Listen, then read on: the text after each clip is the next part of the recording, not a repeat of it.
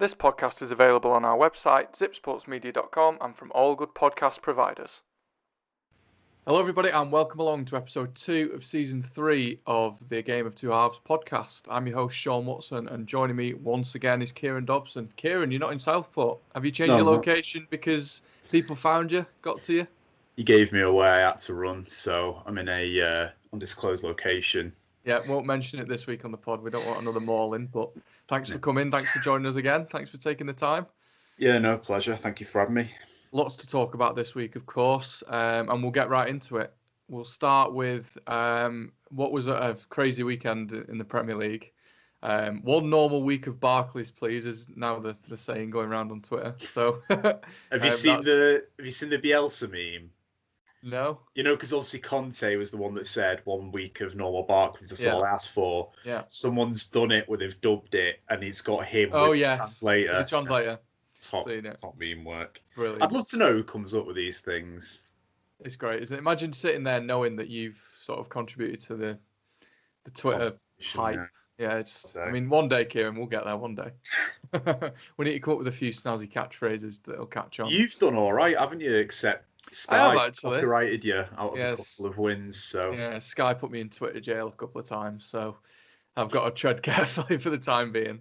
I did have a couple of semi-viral tweets, I will say that, but yeah, let's crack right on and get right into it.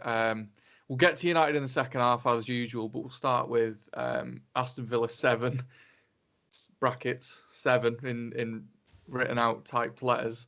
Liverpool 2. You can't say you saw that coming. No, I'm not even going to pretend. Obviously, just a ridiculous result. I don't even know where to start. Where do you think we start with that? It was a crazy result. Obviously, the performance was, the only thing because Liverpool is such a good team, maybe you think, well, maybe the scoreline might have flattered Villa, but watch the game, and I've watched it back on Match of the Day, and I mean 7-2, maybe it does flatter them a little bit, a few deflected goals here and there, but I mean Villa deserved to win comfortably, and they did. They had a few deflected goals, but also Watkins at the bar, he missed a one-on-one chance, so it could have been even more. So I don't think Liverpool didn't create anything other than the 2 Salah goals. They didn't miss chances. Villa were through. I sort of watched the game and was doing other things, but it was almost every 2 minutes. The commentators were saying, and it's through again here. And I was like, what is going on? A lot's been said about the Liverpool high line and the lack of pressure on the ball, which, Liverpool's defenders have got a reluctance to run back in. They try and catch people offside. That was me nudging the microphone. Apologies. Clough alluded to it on the Monday Night Football.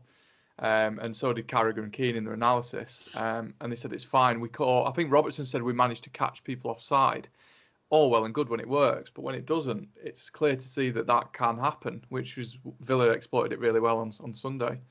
Yeah. I mean, like you say, Leeds in that opening weekend, I think people expected Leeds to go at Liverpool, and they got 3 goals and fair play, and they took it to Liverpool. I think there's been a lot of people. I think you're one of them. I know a lot of other people have said they wanted to see more teams go at Liverpool and City for the same reasons. But obviously, I'm high in praise on that Liverpool defence. Obviously, I think Van Dijk's the best centre back in the world. Robertson and Trent are as good as you can wish for. Obviously, they're better going forward, but neither of them are bad defensively. And Joe Gomez is a good centre back. And I know, obviously, Adrian came in for that game for Alisson, who might be injured for a few weeks by the looks of it. But Adrian was fit for the Leeds game, and again they conceded 3 there. So, and like I said to you last week, you were saying that you wanted to feel like with United that we would have a centre back that you wouldn't have to worry about these things. But I mean, I'm sure Liverpool fans right now, they've got Van Dijk, but they won't be confident of keeping clean sheets in the next few weeks. Is that more down to the system though than the personnel? Oh yeah, no, 100%. Obviously it is. I mean, again. If you'd have told me that when we were doing our top 50s that Van Dijk would be in a start in defence that would concede 7 to Aston Villa, I'd have laughed at you. So, I mean, but I think, the way I rationalise it, and obviously this result came after United's loss, which we'll obviously talk about in the second half in more detail. So for me, it's sort of a relief that someone outscored Tottenham on the day against Liverpool. But I think now the only way you can rationalise it, I'm sort of hoping this is true more than sure, but we've seen Liverpool concede 7, we've conceded 6, City have conceded 5. The only way I can rationalise this now is that the lack of pre-season, maybe the lack of fans in the stadium, and everything else that's coming with this new sort of COVID football watching. It's the only way I can try and rationalise what I'm seeing, because certainly before, I mean, it's the first time United and Liverpool have conceded 6 on the same weekend, and I appreciate obviously that it stands to reason that this would be the first weekend it's happened, but I think it's not a coincidence that we were one of the better defences last year. We've conceded 6. Liverpool certainly were the best defence last year. They conceded 7 to a team nearly relegated last year. Yeah. City aren't, we laugh about the defence, but I mean they shouldn't be conceding 5 at home. No chance. That's all I've got to offer really, is the hope that you're right. From a United perspective that it is the lack of pre-season. Yeah, and I think it was Mark Lawrence actually said yesterday. I watched Northwest Tonight, not really a football panel show, but they had Lawrence on, and he said the lack of fans in the stadium particularly mean that these games are high-profile friendly matches. Yeah. And I sort of see what he's saying. I don't go as far as that, but I see what he's saying in the fact that it does lessen the intensity of these games, and that's why they are such free-scoring games. I think the last 2-3 weeks in a row they've been 40 goals in the Premier League game weeks, which is obviously 4 a game for anybody who can do some simple maths. But that's extortionate amount of goals going in, and you have to say maybe the crowds are a big feature of that, with because crowds add pressure, don't they, whether it's to the home team or to the away team. Would a home crowd have galvanised United at half time? Maybe. Would an away crowd, or would a home crowd got a bit on top of Villa and the pressure might have got to them when they went 2-1 up? Maybe. The anxious crowd when Salah got the goal back, would that have, all these things are all potential changing factors that we'll never know the impact of. So I think you're on the right lines there with all the mitigating factors are contributing to these high scoring games. Again, that's the only thing I can think of, unless it is just the case that this has always been coming, and it just so happens that in the last 2 weeks we've had at least 3 freak results. But I can't imagine that's the case. I do think that it is more likely that, again, it's just a combination of all different factors that of this new style of football which we're having to watch. And going back to your point about the fans, I think stands to reason as well that if you were think about United at home, if we're losing 4-1, I think the first half hour, 40 minutes, whatever it was, against Spurs, the players would have more of a, we need to firm up here. We've got the fans here. They've paid to come and watch us, and there's that pressure too. And I think, maybe it's the case that that's gone. Again, City conceded 5. Yeah, he had, and maybe the same thing. If they have the fans there, definitely there would be more of an impetus to get like damage limitations sort of thing. But again, I mean, from a United perspective, I'm clutching at straws. But I mean, I think again, at the moment, the Premier League's been absolutely wild. I mean, I don't think anyone would have predicted any of what's happened so far. It's great though, isn't it? It would be if we were one of the, there were the Villas and Evertons. But for the neutral, obviously it's great. But I am still enjoying it, even though we are. Oh yeah. Love the Barclays and what she has to offer us every weekend. But I mean, again, it's hard to enjoy when your team isn't one of the teams profiting off it. But there we go. That high line Liverpool played and the lack of pressure on the ball, does that sort of highlight how much Liverpool rely on Mane? Because he was absent. And it was obviously that lack of aggression off the ball, closing the fullbacks, that were then able to float a couple of balls over the top and get behind Liverpool. I think it's a few things. I think Mane's obviously one of them, but I think also the midfield that they started this year is different. They started Naby Keita, I think in all 3 games now. I might be wrong. They started him against Leeds and they started him against Villa the other night. And I think that, he's not a pressing midfielder. You know, we talked about the Liverpool midfield last year. You had Henderson, Wijnaldum, and Fabinho. I mean, they were the best three, and they all are very good at the defensive aspect of the game. And I think Keita, you know, whatever he might be, he's not an excellent defensive-minded midfielder. He's much more better. I don't know what he is yet. Yeah, I mean, I could go into more detail because I've got a good friend from university who's very high on Keita, probably in the same way that I am on Pogba. High as a kiter. Is that what you were going to say? Yeah, I wasn't, but very good. Well done. Name of the show this week. But you know, he's probably as high on him as I am on Pogba, and maybe on some, you know, to an extent, blind faith. But and we're always ribbing him because he's been high on Keita, and I mean, this is the third year now after a big transfer fee, and he's not really shown anything over a consistent period. And obviously injuries have played a part, but what he is good at, and because I'm always looking for his mistakes, and I'm always looking for reasons to wind up good friend Anders Goldsmith. I think he listens to the podcast. So I'm always looking for reasons, and I have to say there have been some games where I've seen a couple of things, but there have been lots of games where I thought, oh, he's actually really good on the ball. He's good at breaking the line. He's good at playing the ball forward and committing a defender with a dribble. So he's good at loads of little things, but again, he's not done that over a consistent period. But going back to my point, that midfield, I mean, they were lacking Henderson as well. I think Henderson offers a lot in terms of the mentality, but also, you know, he will press from the front. We're talking about they're not pressing as high up the field. I think Granit Xhaka had a couple of chances for Arsenal where he was able to create or play long balls from deep. I think Calvin Phillips had the same for Leeds, and I think the goals, you know, you can see that Villa had a bit more time on the ball in their defensive third that last year Liverpool weren't giving teams. And I think when Liverpool are playing that high line, if they are then not closing down or putting pressure on the ball coming from, say, Aston Villa's half in the last game, it stands to reason that more chances are going to be created. Like I commented as well last week, I know, as you say, Robertson and Klopp was, you know, sort of talking up the attempts to play this high line and catching them offside, but there were occasions where it didn't work. You know, Lacazette was through because Trent fell asleep, you know, far too deep on that defensive line, and that will happen because I don't think, again, Trent, best right back in the world, you wouldn't swap him for anyone. Everything he's good at going forward really, really makes up for what he's not great at defensively, but he's not, you know, he was a midfielder at youth level for Liverpool. He doesn't think you can see it in that way. And yeah, so there's good, you know, if they are going to take those sort of risks and they're not going to win the ball high up the pitch more often, they're going to have struggles with that.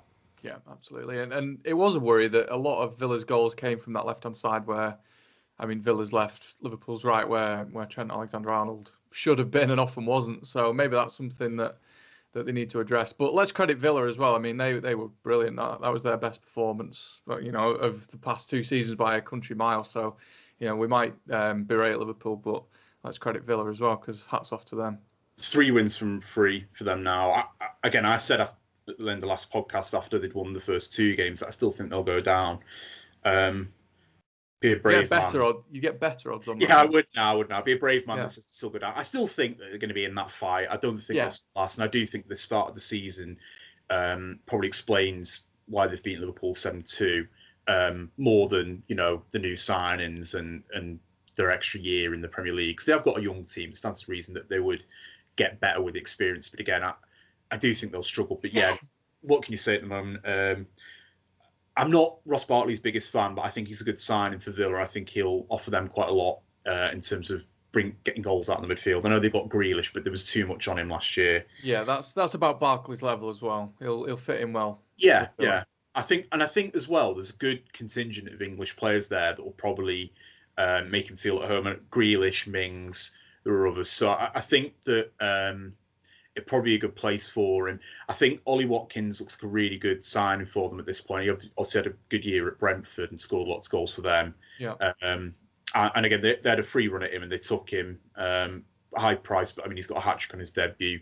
We'll see what happens on his full debut. We'll see what happens with him and whether he continues. If they can get goals out of him, that'll go a long way for them. But again, I do worry about them defensively. Mings is probably the best defender, and I don't think he's very good. So we'll see. Yeah, jury's out on that one. We'll come back to them But later on having here. said that, Emi Martinez, I think, Good sign. I was going to mention the goalkeeper. He looked really good for Arsenal in the end of last year. I know he made a mistake on a goal that was disallowed against Fulham, I think. Might not Fulham, but I think that he'll help. I mean, they had Pepe Reina at the end of last year, and I mean, no one's convinced. It was a mess, wasn't it? Yeah, no, for sure. It was a mess. The one last thing I'd like to say about that game, with just from a Liverpool perspective, is I think there is one of the trends of this, the football we've seen so far. Liverpool, again, we talk about the defenders and the personnel quite a lot, but the fullbacks are caught out of position. And Fabinho, I think I've said before, is the best defensive midfielder in the world. He's been playing in these games. I know he's played one game at centre back, but they had the same issues to an extent that we had against Spurs and we had against Brighton, where the fullbacks are being sucked inside into sort of to cover the centre backs, doing the job that defensive midfielder traditionally should do. I think that's something that it's probably worth watching over the next few weeks with these games, because whether that's just a fitness thing or whether that's I don't even know what it could be, but it's just a thing I've noticed, a lot of fullbacks being sucked inside. Definitely. I've seen a lot of analysis where they are not picking on the fullbacks, but highlighting where they're not, where they should be and where they're not. So, yeah, definitely. Good spot there. Okay. You mentioned Leeds. You mentioned Everton briefly. Let's discuss their starts to the season. Mightily impressed by what Leeds have managed to do. We'll start with Leeds first, alphabetical order. I do make myself laugh, even if I don't make you laugh, Kieron. So I'll start with Leeds. Obviously, they went to Liverpool, lost the game ultimately, but scored 3 times at Anfield. I don't think any team's managed to do that in the past 3-4 years. I don't know the exact number, but then impressive against Fulham, beat them 4-2. They obviously got a point against City in what was a frantic game of football on Saturday night. What do you make of their start under Bielsa? Again, really good. If you're a Leeds fan, this is exactly what you wanted to get promoted for. They were really good in the Championship last year, and I think having been I can't say I'm an expert on Bielsa, but he's someone that I've paid more attention to him than other Championship managers in the past. They do a lot of hyperbole around him and hype and and at this stage of the season, you probably have to say probably half deserved, because for sure. If they can see it through to the end of the season, this form, then they're going to be very happy. And again, almost to an extent, prove his methods, because I think obviously he's had some other big jobs before. If you look at his CV, and he's not lasted so long, but I think we've seen with Leeds, he's basically been given the freedom to do what he wants, and you can see that the way they play is the way he wants them to play. Definitely. And yeah, I mean, again, he's got the high praise of Pep, and obviously Pep and him had that moment at the end of the game, which is nice and whatnot. But I mean, he does deserve some credit, because he has done some innovative things for the good of the game. And you can see it the way Leeds play. They throw a lot of men forward, which I know people say, well, that used to happen, 10, 15, 20 years ago, let alone 30, 40. And, he's not reinventing football in that sense. But I mean, in the way that, they've played Liverpool and City now, two really good pressing teams. They've managed to find a way playing through the press. And in both games, they struggled at the start. Yeah. But I think they are improving in that respect. And I think Calvin Phillips, guy playing defensive midfield for them, is getting better at handling it too. So last thing I'll say about Bielsa, he's another person who credits Louis van Gaal. Oh, is he? So, yeah, I've got a lot of time for him. So this incoming Louis van Gaal special episode that we've still not done is going to have to be one day done soon. Yeah, I think I said hyperbole there. I didn't mean it in that context. It was sort of hype and chat and things like that. And obviously, it's not Leeds' start under Bielsa, but it's Leeds' start to the season, obviously, with Bielsa leading the way in terms of, playing the way they have and getting that philosophy on the pitch, which is nice to see, isn't it? The way they've taken on Liverpool, the way they've taken on City. And that game on Saturday in particular, like you say, the first half hour when City scored and they looked like they could ship 2 or 3 in quick succession and the game could have got away from them. But once they grew into the game, that second half was it was a game of basketball, really. Something for you to really analyse, but it was really, back and forth, and it could have been any score. 1-1 was the lowest score that game could have been, and it was only when the spoilsport Pep Guardiola put Fernandinho on and sort of took the sting out of Leeds a little bit, but took the sting out of the game as a whole, I suppose, that it levelled off. But it was great to watch. Really good game of football. It's good. It's welcome to the league. We need that. I think conditions as well. The conditions help. Yeah. So, I think it was hammering down with rain and wind, and you love to see that occasionally. Yeah. It just leads to the ball moving quicker, which again suits both teams really. Definitely. I don't think either team wants to slow the ball down. They always want to see it moving. Going back to your basketball reference, these two managers have talked about how the ball moves quicker, and it's an idea that came from basketball. The ball will move quicker than players can, and so that passing is the best way to move the ball to the pitch, and you can see that with both of them. Bielsa particularly, he really does. There was an article written about them in the Athletic, and they do bypass midfield. They're quite happy, and not by just launching balls forward and waiting for the knockdown and winning the second ball. They're quite happy to play ball forward into the channels and then build attacks and throw, more numbers behind the ball. So, to build an attack, and you've seen that again.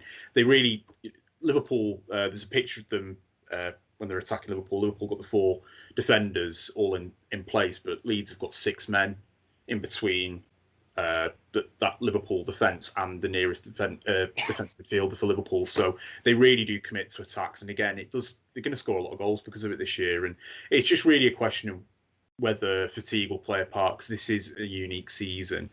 Again, we'll just have to see how they cope. I mean, they had a long time to prepare because obviously they qualified for the Championship and they were able to, by winning it, not through the playoffs, they've been able to have that extra time to get the fitness up and have an actual sort of normal pre-season, or as normal as it could be. So we'll see. Yeah, absolutely. Moving on to Everton then, top of the table, 12 points from 4 games. The only team that's taken maximum points from all 4 games. I know Villa have got 3 out of 3 in the games they've played, but how impressed have you been with their start and their recruitment as well? They've recruited heavily this summer, and it's obviously looking good right now. Yeah, Everton, aren't we, at the minute? I'm a Everton fan this season. Absolutely. Oh, yeah, you definitely are. Yeah, second team. They have been for a long time. Got a lot of family that are Everton fans. Mentioned this before, but they couldn't really have asked for a better start. I think they've had money for a few years now, and different managers began spending it, and they've never really gone hell for leather with it, in the way that Chelsea did when they came into money, or City did. But what they've done is more gradual, and I think what that's seen is some of the younger players like Richarlison that they signed, and even to an extent Michael Keane and a few players like that. They've grown with this team rather than thrown in, see what sticks. I think there is like a general, there's an actual squad there, like mentality, that this doesn't look like a team that's been thrown together. No, definitely not. And the players that they've signed, obviously, I've said before, Ancelotti will be the best manager they've had since they've been in the Premier League. And the players that they've brought in, there's a real strategy to the players they've brought in. You can see, I've talked about Alan. Obviously, he didn't play last week with injury, but you can see the logic of bringing him in, and it frees up Digne and Coleman to go forward, and he'll protect the defence. Same with Decore, he'll cover Coleman. James has got lots of attacking options then with the fullbacks pressing forward, and you've got Calvert-Lewin, who's like a natural poacher at this point, who's really effective in the 9. And Richarlison, who will cause all kinds of trouble. They've got a good bench for a team that I think will probably finish, around Europa League spots this year. I don't think this will last forever, but again, right now you couldn't ask for more. They look very organised and deserve to be where they are. Absolutely. Free scoring, Calvert-Lewin in particular has been, the revelation this season. We've seen it sort of build up gradually for him. Obviously, all he knows at Stalybridge Celtic.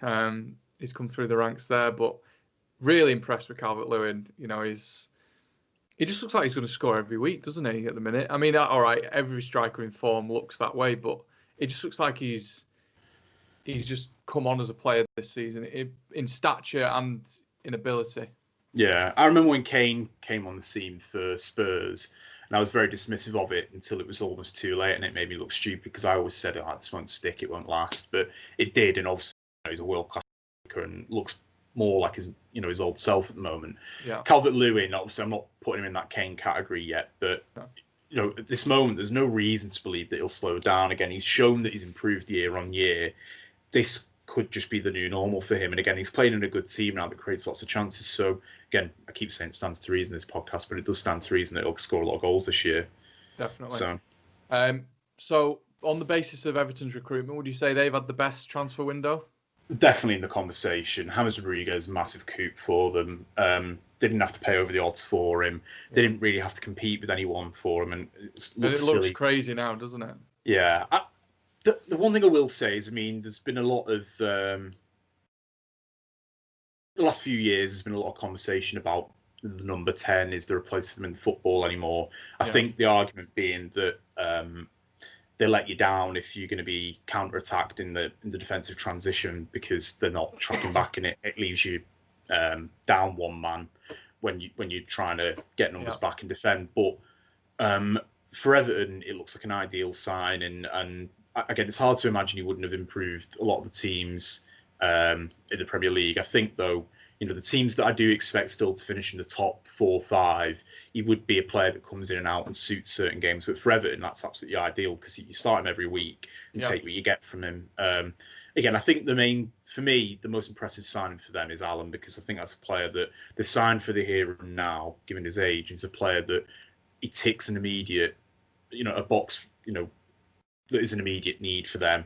And I think makes the whole structure of their club work. They've got is it Marcel Brands, the director of football or Everton? Yes. Yeah. So they've got him, and obviously he's got a good reputation. And as it stands, you have to say that the last few transfer windows now, the last few years, at the moment it looks like it's starting to come to fruition. But obviously we'll see what happens throughout the rest of the season. I'm not going to get too carried away because much as I would love Everton to have a really good season, I don't want Everton are one of those teams that just as things start to look great, everything caves in on itself and the fans are booing their own players. So they have got a tendency to snatch defeat from the jaws of victory, haven't they? Yeah. So again, and obviously the early season form has to come with a little bit of an asterisk as well because they've not really played a good team yet.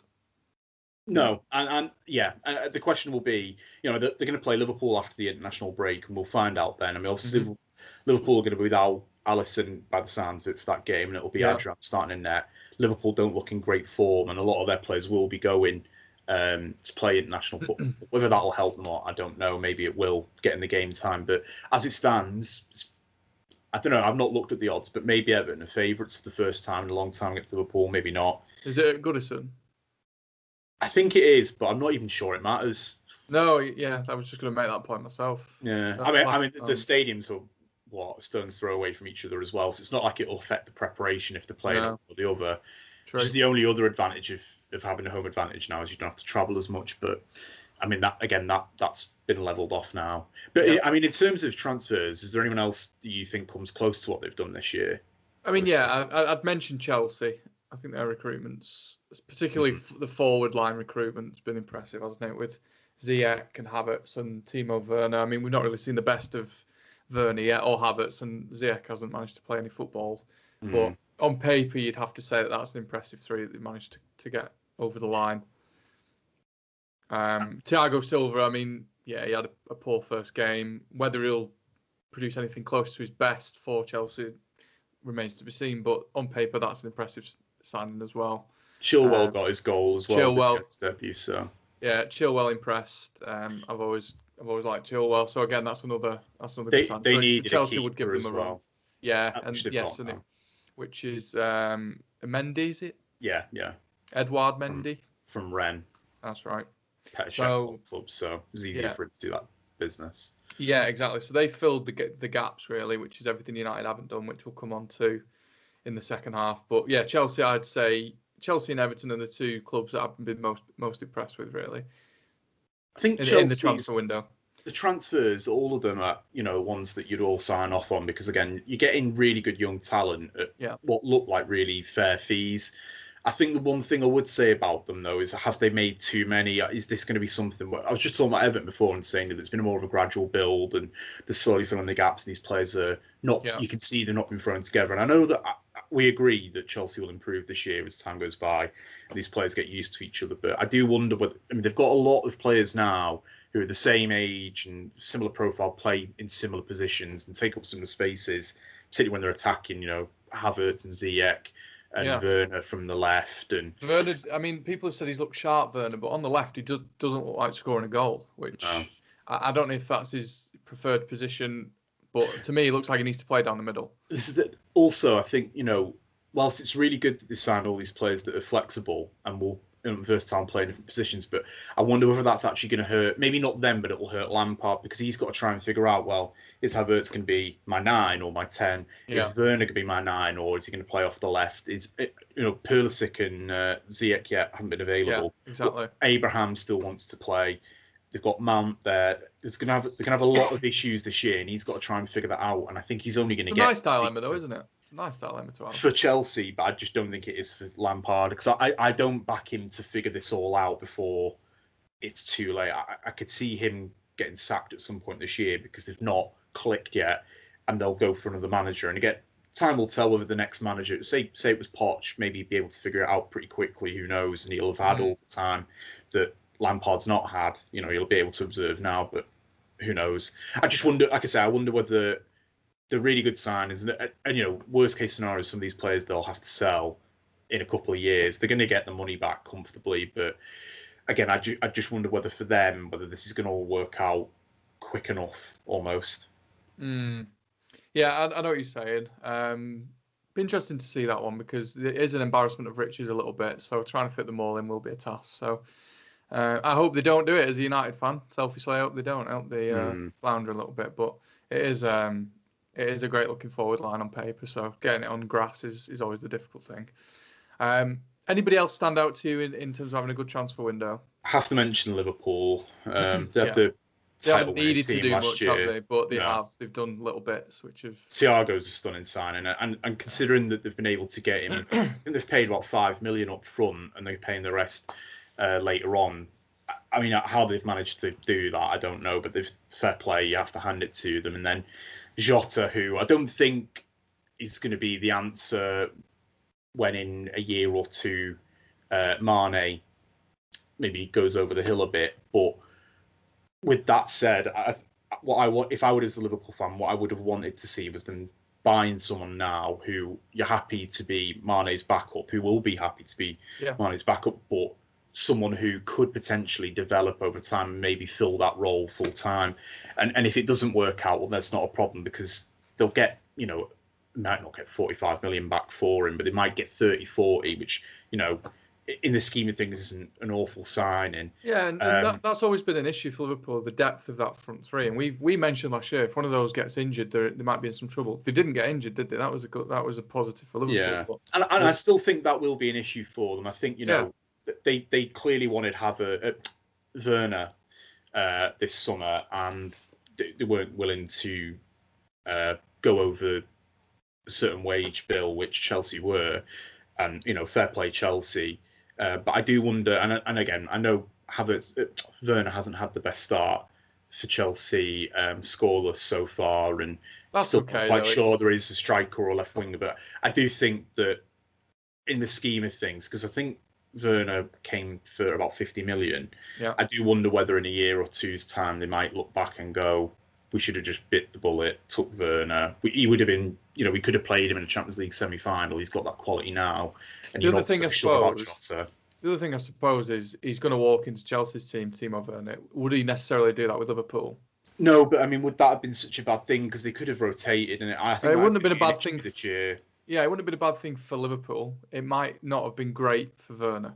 Yeah. Do you know what I'm saying? With that said, though, I think if Liverpool offered the same wage Chelsea did, he'd have chose to play for Jurgen Klopp and Liverpool. I think so. Yeah, I think it does come down to hard numbers sometimes. And again, fair play. Werner's got to take what he sees as the best deal for him. But I do think, that if money wasn't an issue, you'd have gone to Liverpool. And I think that would have been the better move for him and for Liverpool. But with all that being said, where Liverpool deserve credit is he was their main target. They didn't get him. They moved on quickly and they signed Jota. And credit to him, Jota's, like I was saying, a good signing under the circumstances. And maybe he'll develop into the player they want him to be. And if he doesn't, you can move on. It's nothing lost, really, is it? It's a free hit. So, yeah, agree. Anything else to add on the transfer window? I mean, who do you think there's anyone? We're going to talk about United, and I'm presuming you're going to consider them to be one of the losers of the window. But is there anyone else you consider to have not had such a good window? I mean, City haven't particularly. They've brought in Ruben Diaz as a centre back, but they haven't strengthened any of the other areas. Ake as well. They needed to strengthen the defence, and they have. Going forward isn't really an issue for City. They've got 2 players for every position still, even with losing Sané in the summer. Maybe they could have. I mean, you can always use another couple of players, but I don't think that's a weak spot. The front 3 or the front 6 for City. So it'd be interesting to see if Ruben Diaz and Ake and Laporte can manage to form a centre back pairing or a centre back 3 over between time. them. Yeah. I'm with you. I don't think City have had a very good window, and I actually think we're going to talk about United. But I think City got the deals done much cleaner than we did. They got everything wrapped up and done in the order they would have liked. And I think obviously there's an argument they maybe panicked when they got Ruben Diaz, but no, again that deal would have been in place long before the Leicester defeat. That wasn't a need. I agree, but I do think if I looked at the the ins and outs, or at least the ins, I think much as I'm going to be negative about United in the second half, I actually wonder whether we've actually had a better window in that respect. Because I think the best player that's moved between the 2 clubs, or either club signed, is Donny van der Beek. Yeah, I agree. I think Telles is a good player to come in. Whereas I look at, we'll talk about United, but I look at Ake, don't think he's good enough. Ferran Torres, we'll see, but I'm not convinced. I look at, as you say, Ruben Diaz is a question mark of where he's going to develop. And I look at the squad. They lost Sane, they lost David Silva. Do I really believe Foden's going to step in and fill the Silva void? I'm not sure. Do they have enough answers there? Maybe not. Wingers, I know Bernardo's to come back, but I don't know. I wonder Mahrez, Sterling. Yeah. They got names, but I mean, this is they needed to. They came second. Maybe they did. Yeah. They needed to step up. Liverpool have had a better window than them, and they've improved the first 11 and the depth. I can't say the same for City. So no. Again, a lot will be dependent on whether Ruben Diaz turns out to be one of the best centre backs in the world. Who knows? But I'm not going to crown him that just because he's signed for that fee. Pep's got a really bad. Oh, well, we signed Maguire for 80 million, so it means nothing. Yeah, it really does mean nothing. Okay. Are you ready to call the first half? One last team. Sorry, very quickly. Go on. The only transfer that I can say I've not acknowledged they made is they've loaned Ampadu and they signed Brewster from Liverpool, Sheffield United. Oh yeah, they needed a striker. We said that, didn't we? We did say that, and I do wonder whether Brewster might be the guy, because obviously they spent 25-ish million on him. They'll be happy with the sign. He looked very good in the Championship and wherever he was on loan. I think it was for Derby, was it, or Swansea last year? Swansea. Swansea was, not Derby. He looked very good. Liverpool obviously weren't over the moon to let him go. But I do wonder still whether that squad is good enough, even if he does land on his feet and score goals straight away for them. It's a step in the right direction, for sure. Burnley as well, they need bodies, and I think they might rue not having made more moves. Yeah, they got Stevens, didn't they, from Brighton? I can't think of anybody else, really. So, yeah, no. I agree. There's going to be a few teams struggling for goals as the season goes on. Okay, we'll call the first half there. We'll wrap that up. As I said last week, if this was just pure audio, I'd put a little musical interlude in. But as it is, we're going to just transition straight into the second half and get onto all things Manchester United. I can see we've mentioned it a few times. I can see Kieron sort of champing it a little bit to get going on this. So we'll start with the football on the pitch first and get to the transfer business later on. So we'll start with United 1, Spurs 6 from Sunday.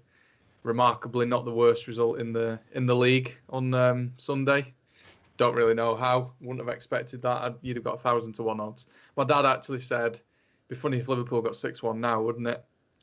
At 0-0, and they went one better and got 7-2. So, but yes, 6-1 to Spurs on Sunday, not great by any stretch of the imagination. After the dream start, got the penalty, and that was the only positive, wasn't it, in the game? Yeah. So started so well, started so fast down that left-hand side. I thought, wow. That's where I was gonna start. So I've got a few little superstitions about United. Obviously, I don't wear United tops on the day we play because we tend to lose when I do. I was travelling from Southport to North Wales, my undisclosed location right now. You've spoiled it now. I have, yeah. And I didn't pack the United shirt because I didn't want to touch it in the wardrobe because it would have meant that we were going to lose. So I didn't do that. We got to Wales 5 minutes into the game. So and I got to my best mate's house where I was going to watch the game. And I've also got a really bad record. Whenever I watch games at his, we tend to lose. I'm struggling now to think of a game we've won that I've watched with him in that house. So I got there and it was already 1-1.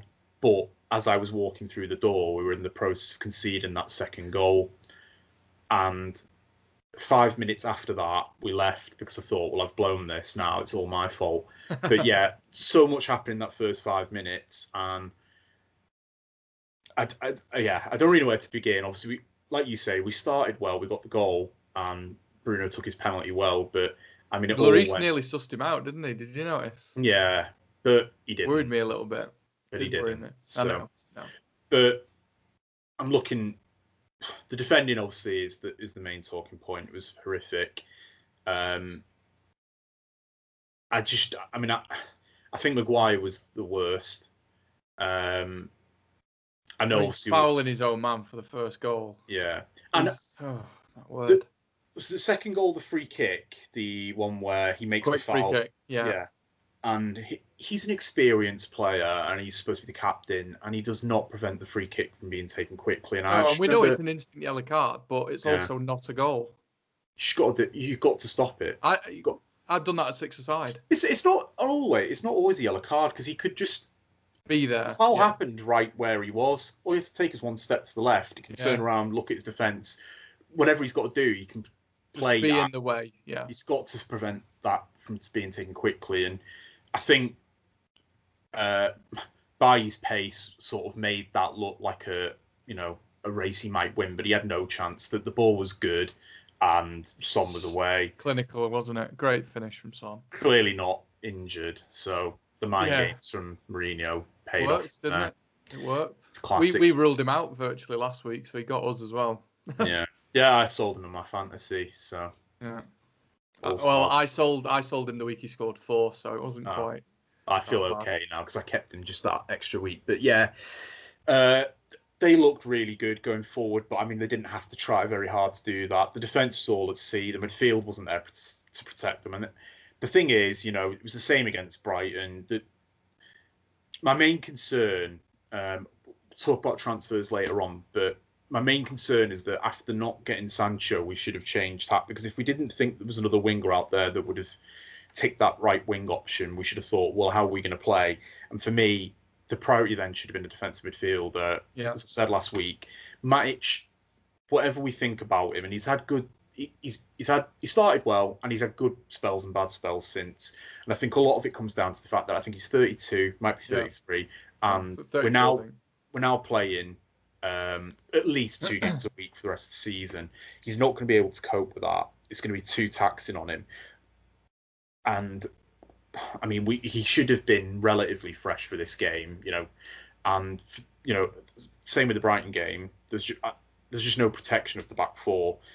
No. And there was a bit more when we changed to the 4-4-1 at the second half, where McTominay and Fred came in, and they literally all they do is shuttle and cover the centre backs. Yeah, that's it. We had to do it as well. Yeah, but I'm a bit worried about that position because, like I said, Shaw saw that all game. He kept getting sucked in by runs from Lamella inside, which then opened up the whole of the Spurs right flank for Aurier to come in. Well, I think it was the 4th goal that Shaw inexplicably he's in the right position, and he just sprints to the edge of the box. Yeah. And Son just drifts in and puts it through the guy's legs. And I just could not believe what I was seeing. That's just defending 101. Defend the box. Yeah, I can't really fathom. I get the defending was so bad, and again, so bad. The only thing I can say is that because I actually think until we signed Tellez on deadline day, that back four is our strongest back four. It absolutely is, yeah, 100%. I've said before, I know you're not Bailly's biggest fan, but what he is good at, and there's quite a lot of boxes he ticks. He's not perfect, and I know he deserves criticism for the pass that he plays into Matic. That's just how teams play. I'm not even overly bothered about that because we've seen that from every team so far, giving away a ball on the edge of their own box and it's led to a goal. That's just that's almost football now, isn't it? You don't want to see it though, and it's not enough. But again, for me, Maguire made Bailly look like Franz Beckenbauer at times on Sunday. He was horrific. I'm glad you said that because that was my walking away from game. I said last week, and I made the excuse for Maguire that maybe he takes a few games to get going into a season because we saw when we returned for the lockdown tournament last year, he had the bad game against Spurs, he had a really bad game against Palace the week after, and then actually the defence improved, we conceded less again. And I know we started last season well with a few clean sheets, but again, I think it's fair to say after that start and then maybe this start, I was thinking, maybe, and you add in the drama around this holiday in Greece, maybe. Do you think that's on his mind a little bit? I don't think so. I'm not going to make too many excuses for him. I'm saying it might, but I don't think it should. He's, at the end of the day, he should be dealing with the here and now. He's United's captain. He should be thinking about nothing else. And I can't really believe that, it's affecting him that much because the things that we're seeing him do. The things we saw him do again when he couldn't turn and Bergwijn seems past him, when he commits too early against Sahara, I think megs him again in the Palace game at the end of last year or the start of the end of last year. I'm hoping that he does, as the games go by, start to get into a bit of form, but I'll be honest, I don't think that's going to happen. I'm the thing that I remember walking away from that game thinking, because I was happy that Bailly started when I saw the team sheet, especially after Ollie had bigged him up and that. Yeah. And I remember thinking, well, Bailly's going to be the fall guy because he's not going to drop Maguire. And he's not going to drop Wan-Bissaka. And now he will drop Shaw because of signing Tellez. But Maguire, like you say, Bailly looked good next to Maguire. He did. There was a moment where we defended a corner where he makes the clearing header, he makes the tackle, and then he makes the block. Yes, first half, wasn't it? He does all three. Yeah. Yeah, and there's no one else to be seen like defending the shots or the attacks. Yeah. So I really hope that Solskjaer doesn't knee-jerk drop by because I do think that they. And again, you can't pin it on him. You can't pin it on him. No, the other thing I will say, and this is my last defense of Maguire really, is that he's not played an awful lot with Bailly. Most of last year, I think nearly all last year was with Lindelof, and I think he's probably actually never played and paired with Bailly because of Bailly's injuries. It doesn't even really seem to me the relationship between the two centre-backs. It's the simple things that Maguire's just not doing. The header back to De Gea for the first goal. Yeah, but I think if lumping back in and fouling Luke Shaw, like, come on. But that was really bad. I mean, for the optics, it was so bad to watch. But I will say, he must be more settled next to Lindelof, having played, 40, 50 games. I'm sure, but the great centre-backs don't worry about stuff like that. No, I agree. But look at Van Dijk. They used to play with Gomez. Matip comes in, Fabinho comes in. It looks the same. But I, as much as I'm trying my best to defend Maguire, I wouldn't say he's one of the great centre-backs. I mean, we've never been on this. We didn't want him when Mourinho wanted him. We didn't want him when we signed him for 80 million. And I did. And I've said this to friends who've come at me all this weekend. I'll admit, I tried to get on board with Maguire. And there was a spell, I think around Christmas last year, I think the Chelsea game we won 2-0 and got the goal. I was trying to buy in and I was thinking, here we go. Maybe I've jumped the gun and maybe there's something to him. But I'm still not completely dismissing that. But I will say, this last few games, the last few weeks have brought out the worst in him. And people say sort himself out quick. Yeah, all the chat has been we need a centre-back partner for Maguire. Yeah. I'm going to go further than that. I think we need 2 new centre-backs. I don't think Maguire's up to it. I'm going to say that now. No. I'm going to go all out and say he's not who we thought he was. He's not who we were told he was. and he's not undroppable. He might be club captain, but my word, he's not playing well at the moment. I would drop him too, and I would play Bayern Lindelof just because they're more familiar with each other for a bit. Yeah, why not? Well, we can't be worse. We're not going to concede. I mean, I'm going to curse us. It's just not going to happen, is it? Well, the thing is, and again, I've been, in the trenches, helmet on, defending Maguire, and you know me, I really don't think he's that good, but I've tried to buy in, and when I look at it, Bailly and Lindelof were our two starting centre backs under Mourinho, and that team had Matic, Herrera, and Pogba in front of them, which I'm not convinced is a worse. And it was a younger Matic. I'm not convinced it's a worse midfield in terms of defending because Herrera was quite good. Body. Yeah, Herrera was quite good. Where that he was broke up attacks, didn't he? There's no way if Herrera was in that team, there's no way Spurs would be running at the back for as much as they were on Sunday. Yeah, and barring a couple of spells under Solskjaer, Matic's best time at United has been under Mourinho because he's played exactly how he's played. Yeah, and so Lindelof and Bailly did have that year, the year Mourinho got sacked at centre back, and it wasn't good, and we were conceding far too many goals. Yeah, and obviously got a bit better under Solskjaer because I think we went with the midfield three more often, but ultimately the defence massively improved when we signed Maguire, and that is because the one simple thing, he's very good aerially. Yeah. So at set pieces, there was always a downfall for us. Crosses, and just when teams launched the ball forward, we had no answer because I like Bailly a lot, and he's good at times at winning those headers, but he doesn't do it enough. He's not dominant in that respect, and Lindelof's nowhere near that type of centre back. And so he's improved us in that respect. And I think the other thing that maybe doesn't get credit for, I know you say he's not a ball playing centre back, and I don't think he is either, but he's certainly better than what we had when we had the days of Chris Smalling. Oh, for sure. So we've improved in that respect, and we actually build attacks better now from the back. But with all that being said, he's too slow for me to say he's irreplaceable. He's too stiff. Is he just a taller Phil Jones? I think he's a, and I know it's going to sound crazy. Do you know what I'm getting at by that? So clumsy. Yeah. He's not great on the ball. He's not bad in the air, but my comparison would be that he's slightly better on the ball. Chris Smalling. Yeah. Chris Smalling's really good in the air, but he couldn't play football. And you've seen the messages of him leaving today. He's written. I can't say bad things, but he was our best centre back after Ferguson. Consistently, and it's because we had bad centre backs, but he always did his job. Yeah, he made mistakes, but he should never really been at this level. I think what grates me about Smalling is when he made his mistakes, more often than not, it was against City away, which always cost us the game. I can think of a couple against Chelsea too, but he scored a couple of goals against City as well. He did, he did. Well, he scored the winner, didn't he? The Etihad a couple of years ago. He really did. Yeah. And I think he's Charity Shield winner as well, which mattered to me at the time. I think Nani scored the winner, but I think he scored in the game. Yeah. But he's basically, to me, he's Chris Smalling, who's better on the ball, but a little bit slower, because he's really good in the air. But again, that's it though, isn't it? He's still got. He doesn't read the game well enough for a player who's that slow. If you're going to be that slow, you need to be better at knowing where to be, and he's not good enough at that. With all that being said, I still think he is one of the better centre backs in the league, and that I'm not saying that. Oh, he's great.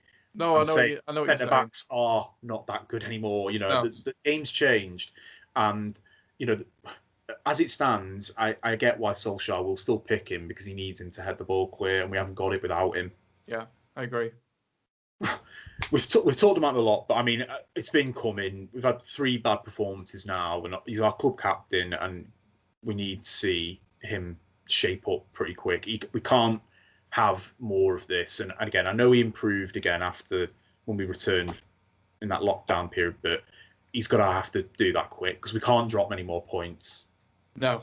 And obviously, we're not bringing in a centre back. He's going to be in the team, isn't he? He's not going to be out of the team for a long period of time, even if he is dropped. So, yeah.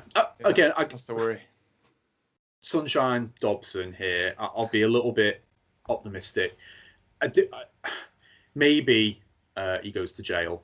and maybe I'm joking. No, on a serious note, I do think he will pick up, but regardless, I do think that I keep reading about Tatum Mengi, and I do wonder whether I'm probably being way over optimistic here, but maybe he can be what Greenwood was to us last year, to our attack last year. Maybe he comes in and he's just no, he's right at home, and he's that good. His talent demands that we start picking him.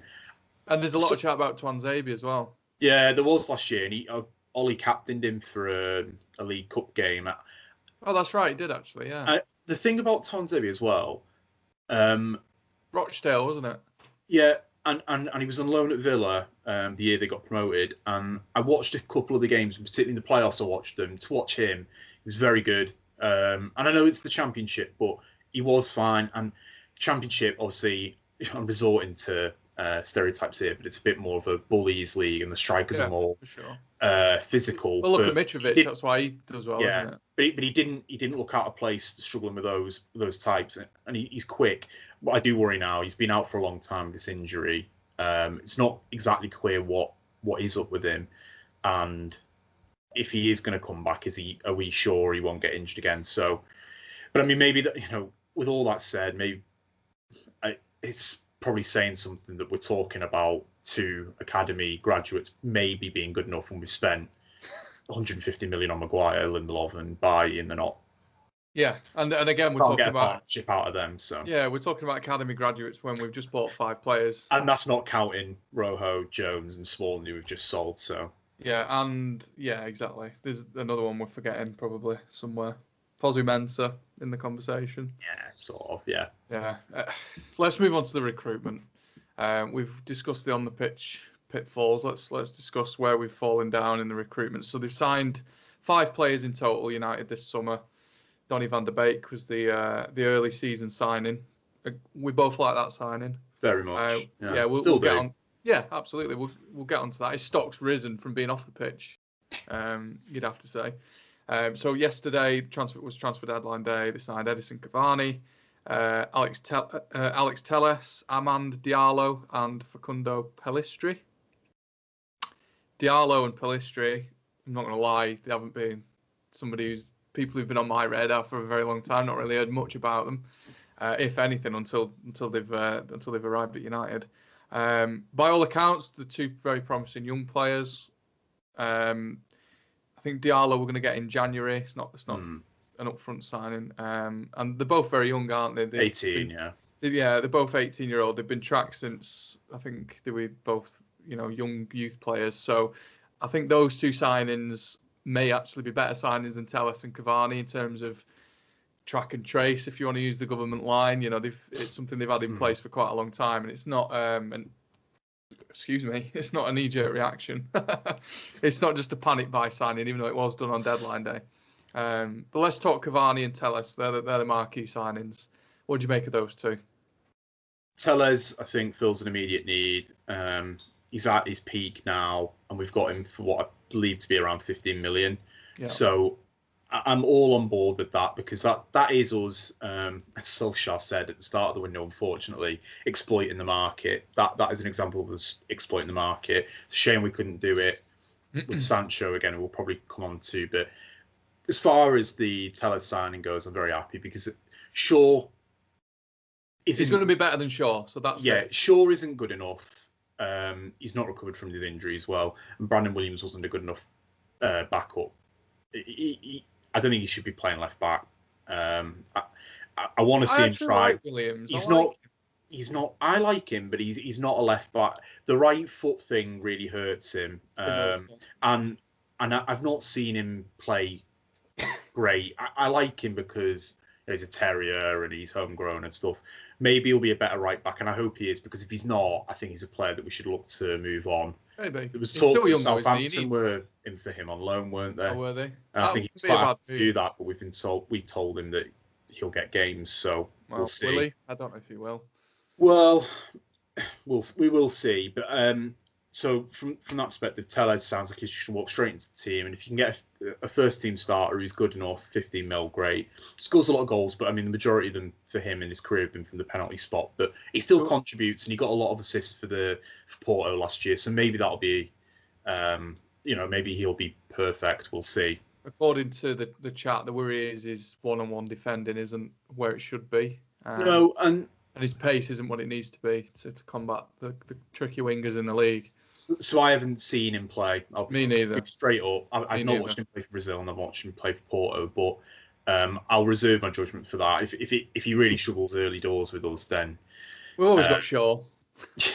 Yeah, but I think he's going to start just because he has got the ability to get us forward and he'll go forward. But I will say, with based on that description you given me there, that question marks over his 1v1 defending and pace, it sort of begs the question: why did we see so little of Dalot under Solskjaer? Because he's happy to sign Tellez. Well, yeah, exactly.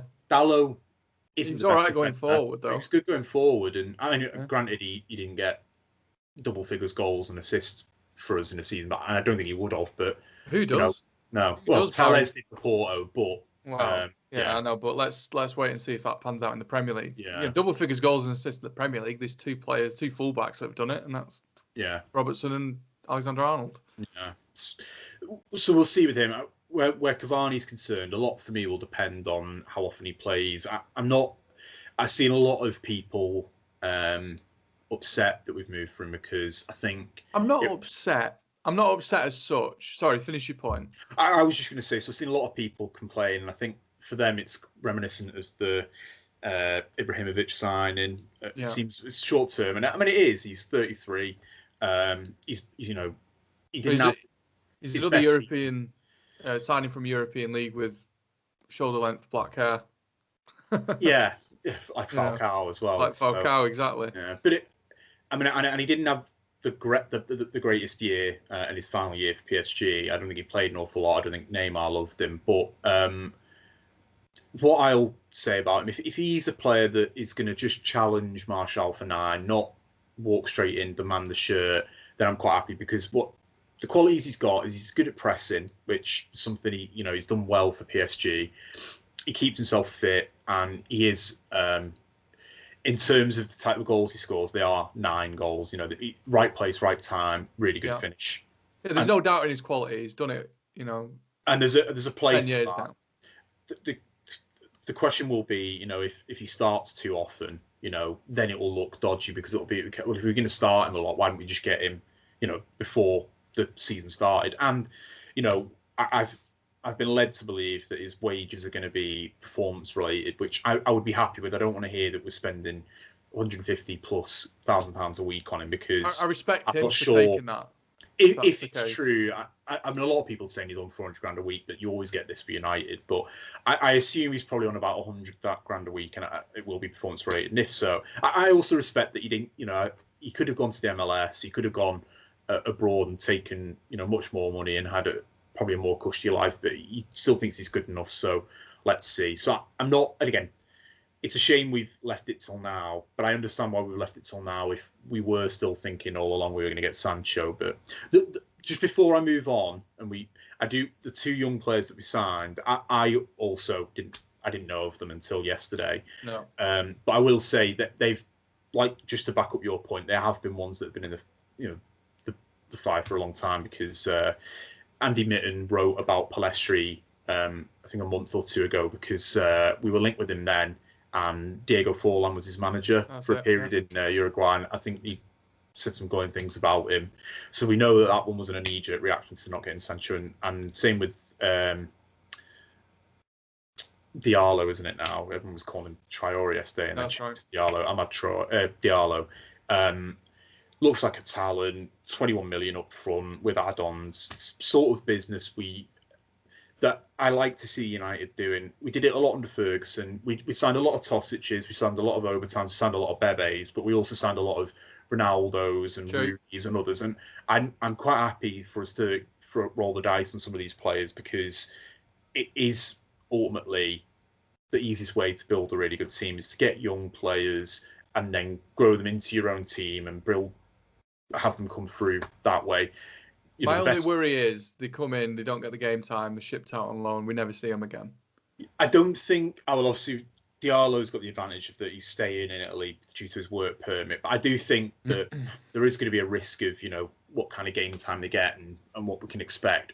And I would expect them to get loaned. And we saw Chong loaned out to Werder Bremen. He's gone to in Germany. I expect them to get loaned, but they probably want to get their eyes on them first and see what they're about before they make those decisions. But again, I'm happy to roll the dice. By all accounts, they seem like talents, and again, we should be trying to get these players. It's what we lacked for a long time with the short-term vision of Jose Mourinho. Yeah, absolutely. My issue with, sort of hark back to the Cavani signing, really. I've not got an issue with signing the player. He's obviously a quality player, proven player. He's going to bring goals. He is another Ibrahimovic signing. But my issue is that it clearly wasn't part of the plan. It still took till deadline day to get done, even though he's a free agent. If it was part of the plan, why was it not done before the start of the year? It just smacks of a little bit of panic and desperation that we've failed on our main targets yet again. We'll have to go to plan B, C, D, E. And it goes against what this 23 to 28 bracket of players that we're going to want to bring in. It's completely against that. He's 33 now. They keep talking about that culture reset, don't they? And it doesn't fit that. I hear what you're saying. It doesn't fit that, yeah. This philosophy of Rashford's 22, Martial's 23 or 4, Greenwood's 18. Is he? Okay. Yeah. Greenwood's 19. Young players coming through, and all of a sudden we've got Cavani at 33, wearing number 7. It doesn't fit. It looks like the board just have no sort of recruitment structure in place. It's a shambles. The transfers, and look, these players might come in and might do very well, but you look at players, teams like Liverpool, teams like City, they have targets. They go out and get them, and they get the business done early. Generally, it's all done and dusted well in advance. You don't see them signing papers at 10 to 10 on a Monday transfer deadline day. It just doesn't happen anymore. These are teams with proper structures. It never did either. No, exactly. We've seen this year on year for United now, and it's getting to the point where it's just a complete mess. Yeah. The one thing I will say, because I largely agree with everything you said there. The one thing I will say about Cavani, you say about he doesn't fit, that mould. I love our front three. No one's higher on I do. Anthony Martial than me. I really, obviously, a lot of time for Marcus Rashford, Mason Greenwood. We didn't discuss Martial's red card either, which Lamela should have gone as well. Yeah, and that's all there is to say about that. Move on. You can either send none of them off and say it's petty, or you can send both of them off. End of story, yeah, exactly. Real option. The thing with Cavani for me, obviously we need him now because Martial's banned for the next 3 games. True. Secondly, what we have got there is 3 top young talents. We haven't got any experience there, and I don't think it will hurt any of them to have a player like Cavani around. I think Ibrahimovic, that was part of the thinking, or maybe not Mourinho's, but I think the club probably saw value in having an old around that would help those young players develop. But I think he's such an overbearing character and demands to play every week. And again, fair enough to him, but he's still doing it now, isn't he? For AC, so. And he's still scoring. So, respect. But I don't think Martial and Rashford really benefited from that at all. It really hurt them both, I think. But Cavani is more of a team option. He plays for the team, defends from the front, and he is experienced. And again, Igalo is going to be returned to China in January, and he hasn't looked great since his initial burst of form when we first got him. He's not looked great, so I don't think it hurts us to have that level of experience. I know you wouldn't say so, Eve, but I agree. It's not the player that's annoyed me. If we'd have gone for Cavani 2 months ago and gone, right, we're having him, I'd have gone, wow, that's a good signing. And that's my only final defence, because I agree that this is emblematic of our awful strategy transfers, but I can also see the logic behind United hanging all the hopes on Sancho, realising too late it's probably done, and then thinking, we'll see what else is on the market, but there's a free agent there who's waited and we can sign him. There's no worry about him. So I get would you not, as a club, we've spent 20 million on this lad, Traore, or whatever is the change of name is. Diallo, instead Diallo. Yeah, I'm at Diallo. Yeah. So we spent 20 million on Diallo. We spent money on the young kid Pellistri. Would you not have just gone for Sancho and just paid the money they were asking? Obviously, I would. I don't get it. I don't understand United. They're offering 10 million less than these packages. Get the deal done. You don't see teams haggling over price over a player that they really, really want. They pay the money, they get it done. Yeah. I sound defensive because you're coming in hot, and I get it. I was raging yesterday. You are 99% of United fans right now, and I am with you on that 99%. But in response to what you said there, I completely get it. You know me, and anyone who knows me, I've said all along, I'll judge us on the day after deadline day today, and I expect to get Sancho, and anything less will be disappointment. And that is why I'm really disappointed, because this was a real window of opportunity for us. But it wasn't even just opportunity; it was necessity. We've built the foundation. It's like the club goes, they put all the money into qualifying for the Champions League, and then once they do, the foot's off the gas again. They're not bothered. Yeah, and you can see that in the it's reflected in the amounts we spend the year after we get into the Champions League. I've got the stats there if you're interested. Yeah, read it out. It's important if anyone's not seen that. I have. Yeah. So we'll start 2014-15. Van Gaal's first season, they spent 131 million. Got into the Champions League the next year. The next year we spent 48. These are summer transfer windows. The next year we spent 48.5. Van Gaal out. Mourinho in. First season 124 million. The next season 97. The next season 46. Constant decline. Same again last season. Solskjaer's first full year spent 120 million. Maguire, Wan-Bissaka. Those were the two really.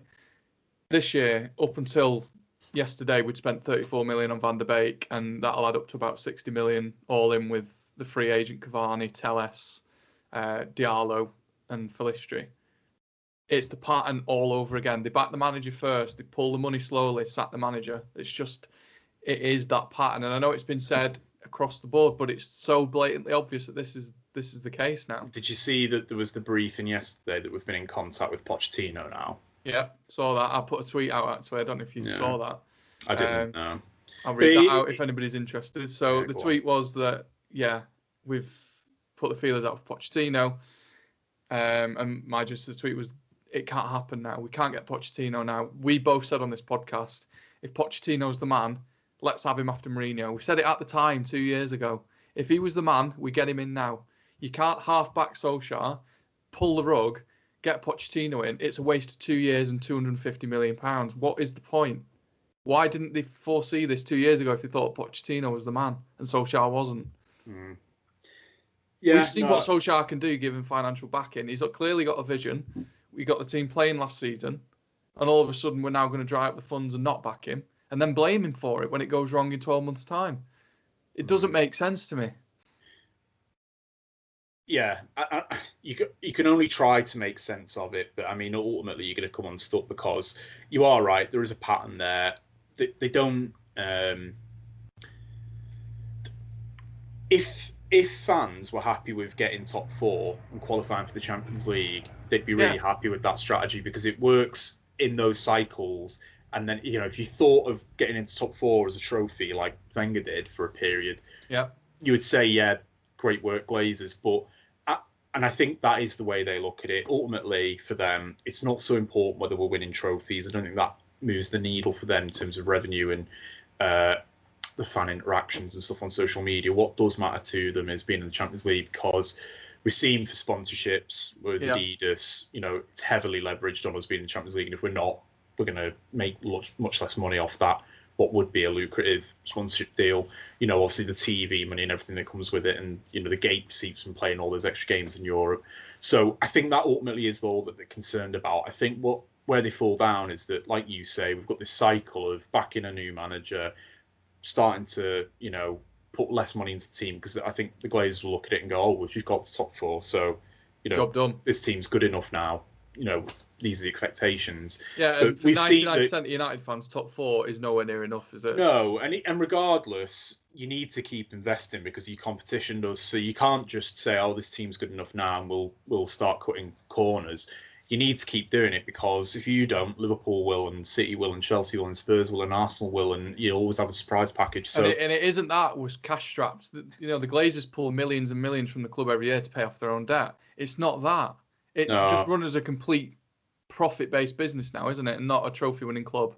No, and we're not. What I will say though, I do think this is the one year that they probably, if they hadn't have had all these years previous since Ferguson left. I mean, because it happened under Ferguson too. It's just that Ferguson managed to piece it together better. Yeah. But since Ferguson left, if they hadn't had this period where we were so barren in terms of our success, I think they would come under more scrutiny. I think they would come under less scrutiny, say, if this was year one after it, because you say COVID, lack of gate receipts, lack of TV money, China just pulled out of that TV deal, you can understand why they're starting to think a bit more tight. But because we've seen this year after year after year, it is tough to take because, like you say, the money that we make goes back to pay the Glazers back for the debt, which is a debt to them. Yeah. I've always brought into the club. It wasn't there initially. No, and the debt is actually a smart bit of accounting from them because it means that we pay less tax, and I'm not proud of that, but they're smart in doing that. The debt, if they wanted to, I'm sure they could get rid of it tomorrow. But right this very second, I will say, they are in a slightly different situation to usual. The cash reserves are low, and we are struggling because we're now being told we're going to make much less money because of the lack of fans being in stadiums. The Europe, and therefore it's going to hit us if we get further in Europe, as we do. TV money, they're talking about a rebate there. There are reasons to think maybe this wasn't the year to go and spend 120 million on Sancho. But the problem is, if you're then going to make the call that you're not going to spend that money, if you're going to call Dortmund's bluff, you better be right. Well, exactly. And we weren't. And my issue is that they were willing to pay most of the fee, but not the last 20 million. Well, and then we spent 20 million on other players anyway. That's my issue. The reported bid that I saw was sort of 85 million plus a lot of add-ons. And apparently, it was almost insulting to Dortmund, who had said from the outset they wanted 108 million pounds or 120 million euros. Yeah. And, we wouldn't go. And, that we missed that deadline that they'd put in place. Credit to them. They haven't budged, have they, at all? So no, and the thing is, again, I understand in a sense why maybe Wood would want to play chicken in this respect, because United, I said last week, United do suffer from, everyone knows that they've got money. No one's worried about United folding due to COVID or anything like that. No. And a club like Dortmund have got to think smart with every financial decision they make. But United can make mistakes. So I think for them, they're thinking, well, they know that they're taking, a known talent from us. He's going to be making them a lot of money once this whole COVID thing eventually, if it ever does, pass over and we get to this back to normal or the new normal or whatever it is. They can look at it and go, one day you're going to look back on that 120 million the same way we did when we took that 80 million off Real and think, actually, could we have got off Real for Ronaldo? Could we have actually got a bit more? I think United are right to think maybe this isn't the year to go and do that. But if you're not going to do that, you have to have a clear plan in place, for contingency. And we never, ever do. We saw last year it was Dybala. There was a Bale year. There was a Ronaldo year. I'm probably missing a few really obvious ones. Ronaldo, yeah. So there've been a lot of times where we've been linked with these players. How often were we getting Wesley Sneijder every year? Yeah. And that never again, that happened at the first. I think the only two targets I'd say that we've gone and got, there's been A1, this is the first name we want, Pogba and Maguire. Yeah. And it ultimately led to us paying the fee that we were being asked to pay anyway, by all accounts. Leicester held out for $8 million, they got it.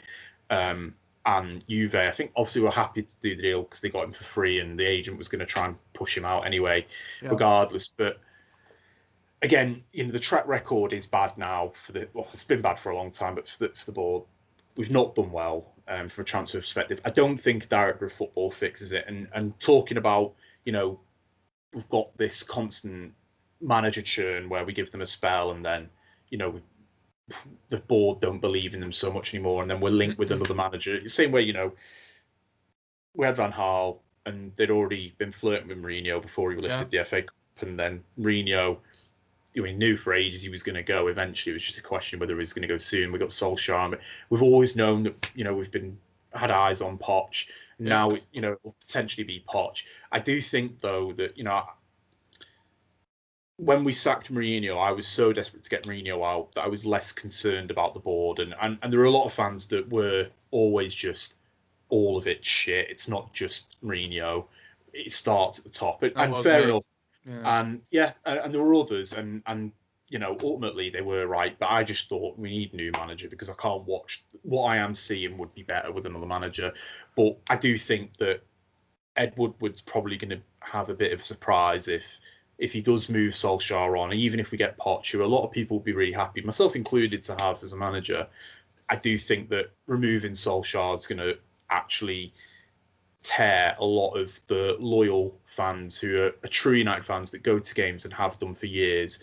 I think that will be the final straw for them because it really would. Yeah, I do. And even I love Poch, and I'm happy with this squad at the moment. I think we're not going to challenge the title now, having not got Sancho or a couple other players, but we're still in the mix. There should be something for me to watch. But if Solskjaer goes and is sort of thrown to the wolves, same way Mourinho and Van Gaal and Moyes were, I just think that'll be a bit too far. I think maybe the Glazers then turn on Woodward. I don't know, because I don't think they've got any incentive to sell either. Is the bad news for United? Yeah, and the thing is as well, the Glazers and Ed Woodward they preside over all of this mess. Van Gaal, Mourinho, now Solskjaer, potentially Pochettino. All of those managers can't be wrong. Van Gaal, you harp on about him as one of the greatest managers of all time. He clearly is. Jose Mourinho, one of the greatest managers of all time. He clearly is. Obviously, we're not putting Solskjaer in that bracket, but can they be wrong all the time? No. The common denominator is Glazers and Ed Woodward. That's it. That's it. And that's where the book has to stop now. We need to stop blaming managers. We need to stop, letting the axe fall on these fall guys and bringing in a new person, not backing them and hoping that that'll change things. It can't. It's the structure that has to change now. I think the other thing that would be interesting as well, if we were to go down this road of potentially we're going to lose Solskjaer within this season, it'd be interesting to see where Ferguson stands, because I think obviously, he wasn't very close with Van Gaal, but he was close with Mourinho, and Moyes was his chosen one. I don't believe that for a second, but there was an affinity with Moyes. I think it would be a lot different with Solskjaer. He's a player that he managed and loved and kept for a long time. The player was loyal to him. Well, he's a reserves manager and else. and he's a player that he obviously, when he became a manager, he's kept in touch with, and I think ultimately he probably got the job because of Ferguson's approval. So I do think it'll be interesting to see where, because he's still he's on the board at United as a director, but I can't imagine him giving his blessing sacking Solskjaer. So it will be interesting to see where this goes now if it does go scorched earth. But with that said, all that negativity, I do think that if we can get fit and these players into the team, I'm talking Cavani and Telles really, and Van der Beek will come into, and I know he will start playing more. This is a better squad than the one we started last season with. Yeah, and it's also, and it already was before we bought anyone this year, because and it isn't that the Bruno. It's not the players we brought in that have annoyed me. It's not that. No. They're all going to be decent players. I haven't got an issue with the actual players we've signed. It's the whole structure of it's wrong. So yeah, we're inviting United now. Prove us wrong. Pleasantly surprise us. Perform on the pitch. Let's see. One more thing. I think we'd be doing the transfer window podcast a disservice if we didn't talk about the players that didn't leave. Yeah. Because I think that's played a big part too. I think had we been able to get not 18 million, but 25 for Smalling, if we've been able to get 20 for Dalot and 20 for Pereira and Lingard 10 or 15, and 8 for Romero, I think we would have seen a bit more in terms of pushing to get Sancho. I think the fact that we've not been able to shift some of these players, that again, going back to the Glazer and the Woodwards of the world, that we've, Jones we signed to £150,000 contract, I believe, 4 days into Solskjaer's spell. Smalling was on over £100,000. Young was, obviously Lukaku will have been on a lot of money, but Lingard will be. There's a lot of players there that are on an awful lot of money. That's why we can't shift them, because no one's going to bid those wages. And I saw Romero's partner has obviously come out and criticised the club. But I wonder what as well though. I can got to feel for him though, haven't you? You got to feel for Romero. I do, but I think they'd have happily let him go to Villa. I can understand why they don't want to let him go to Everton, because he'll improve Everton, and at the moment they're a competitor. But with that being said, I wouldn't be so sure that Romero's not on 100 grand or 80 grand, and your Evertons or your Villa or whoever after him are probably thinking he's probably only really worth 40, 50, 60. And then he's got to take a cut, but then United are going to have to probably make that up to him. So, no, I do hear you, but I wonder where that's going to end, because Jones, really, the only option is that he'll leave on a free. There's no club's going to pay him the wages, and we're not going to subsidise them. I think we'd rather keep him. Same with Rojo, same with Lingard, same with Pereira, same with Dallo. It could go on. 31 players there is in the first team squad right now. We've got the second highest wage bill in the world, and they can't keep adding to that if they don't remedy some of the mistakes they made. The one good thing about, because there've been lots of good spell, but one of the good things is that we seem to be a bit more shrewd in that respect. I believe Bruno's on 150. I believe Van der Beek's on 110. They sound like fair fees. The ones that De Gea sounds like he's on too much, especially given that we've got Henderson and Romero now as backups. And that was a trouble. So we're still not De Gea, wasn't it? We'd probably have shifted him a year ago if he was on less wages. So we're still not where we need to be, because we've still made a few mistakes, like De Gea, the wages that he's on, because he probably couldn't have got them anywhere else. We probably should call this bluff. But I will say we've probably started to make some baby steps in the right direction where wage is concerned. But what concerns me is that the legacy of these bad deals made under Van Gaal and Mourinho, where we've got the Jones, Rojos, the rest of them that I've mentioned a few times in the podcast now. We're not really going to be in a position to go and throw our weight around until we've got those out of the club. In Barcelona, we've seen got the same issue to the extent that they're letting Luis Suarez go to Atletico Madrid, the rivals. Buttons, we've seen others as well. Vidal's gone. They've made the same mistakes and they're paying for it now. Yeah, it is. I agree. I mean, we spoke about Barcelona being a mess 2 months ago, and we're not far behind them, to be honest, right now. And Barcelona is still Barcelona, aren't they? They're better than where we are. So the structure's a mess. The players we brought in look okay. I'm prepared to, sit back and watch, give them a chance. But I'm annoyed at the whole structure of the club right now and the way it's run. Arguably the worst in the league, arguably the worst in Europe, in my opinion. It definitely is. I think, some people again will say, maybe we don't talk about it enough on the podcast, but I like to think that on the podcast we talk a lot about the stuff on the pitch, because I think ultimately, I'm not ever going to be a guy that's like a fan of calculators and spreadsheets and stuff like that. It matters, and I get that for United to be good again, we need to get that stuff right. But this podcast is about the football, and so often we talk about what's on the pitch. But make no mistake, I'm not pro Glazer, I'm not pro Woodward, I'm not pro this strategy, and obviously I know you're not either. No. But I can't spend my whole life thinking about it. It'd be too depressing. So the hope for me is that the players that we've brought in, they will improve the squad. It's a much better squad than the one that started last season. It's just a question of whether we can get fit enough now, I think. Like you say, though, it feels like a missed chance, doesn't it? If we'd have got a centre-back, a right winger...